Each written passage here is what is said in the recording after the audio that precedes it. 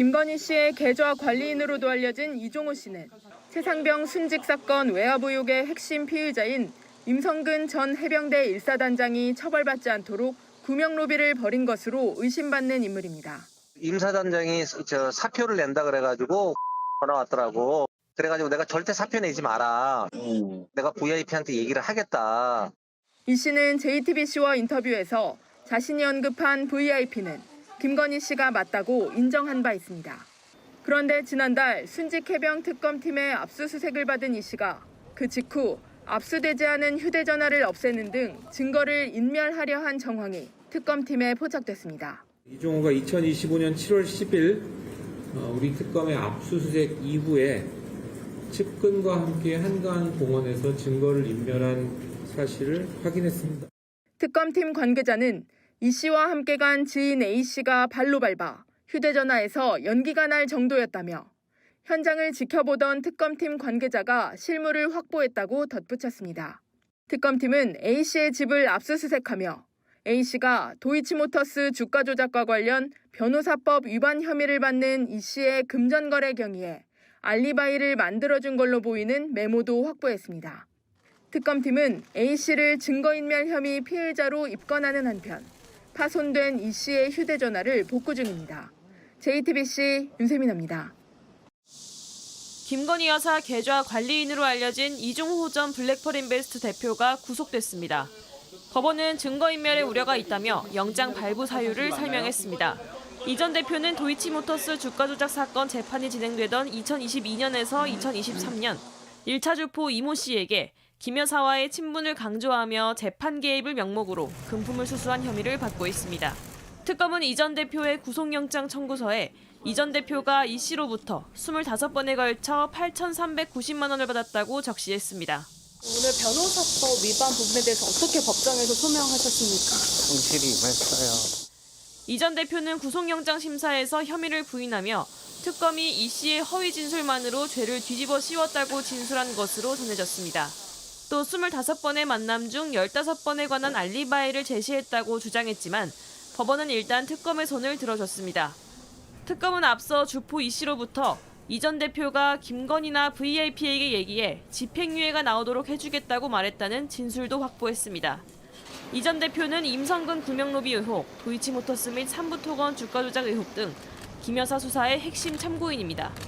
특검이 이 전 대표 구속을 시작으로 김 여사 혐의와 관련한 유의미한 진술을 확보할 수 있을지 여부에 관심이 쏠립니다. JTBC 조혜연입니다. 최상병 특검 취재하고 있는 박사라 기자에게 자세히 물어보죠. 자, 박 기자, 윤석열 전 대통령이 격노했다는 회의가 열렸던 당일에 김건희 여사가 사건 주요 관계자와 통화했다는 사실은 이번에 처음 나온 거죠? 네, 그렇습니다. 김건희 여사의 휴대전화 통화 기록이 확인된 건 2023년 7월 31일. 윤석열 전 대통령이 수석비서관 회의에서 임성근 전 사단장이 혐의자로 포함됐다는 보고를 받고 격노한 날입니다. 네. 이날 지금 보시는 게 대통령실 인사와 군 간부를 포함해서 이 회의를 전후로 사건 주요 관계자들이 통화한 내역인데요. 이렇게 분주하게 통화가 이루어지고 있는데 김 여사가 이들 사이에서 사건 관계자와 통화를 했다는 겁니다. 이 최상병 수사 외압 의혹은 사건 회수 과정에 대통령실이 부당하게 개입했다는 의혹인데 김 여사와 통화한 사건 관계자가 누구인지에 따라서 파장이 클 것으로 보입니다. 사실 윤석열 전 대통령이 격노한 배경에 김건희 여사가 있는 거 아니냐, 구명로비 의혹에 김 여사가 연루된 거 아니냐, 이런 의혹은 계속 제기돼 왔잖아요. 네, 그렇습니다. 현재 특검은 구명로비 의혹과 관련해서 이 두 갈래로 들여다보고 있습니다. 하나는 김건희 여사의 계좌 관리인으로 알려진 이종호 전 블랙펄 인베스트 대표가 2023년 8월에 해병대 지인에게 내가 VIP한테 얘기하겠다면서 임성근 전 사단장의 구명을 암시했다는 겁니다. 네. 또 하나는 개신교를 통한 구명로비 의혹으로까지 수사가 확대된 상황입니다.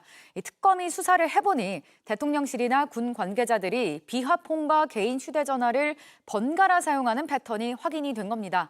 특검은 일단 김 여사가 사건 관계자와 개인 휴대전화로 통화한 기록을 단초로 경로부터 실제 사건 회수가 이뤄진 8월 초까지 최소 5일에 걸쳐 김 여사의 비화폰 통화 기록도 쫓고 있는 겁니다.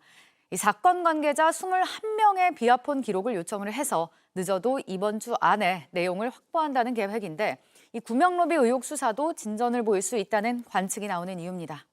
사실 기밀을 다루는 고위 공직자에게 지급되는 비화폰을 민간인인 김 여사가 갖고 있었다는 것도 문제죠. 근데 2013년도부터 갖고 있었던 겁니까?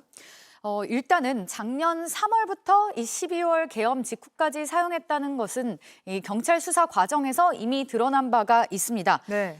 그런데 2023년에도 그보다 앞선 23년에도 비화폰을 사용했다는 사실이 순직 해병 특검을 통해 처음 확인이 된 겁니다. 네, 김건희 여사는 지난해 7월 초 이 도이치모터스 주가 조작 의혹과 관련해서 검찰 대면 조사를 앞두고 김주현 당시 대통령실 민정수석과 네. 비화폰으로 33분가량 통화한 사실이 알려져서 논란이 됐습니다.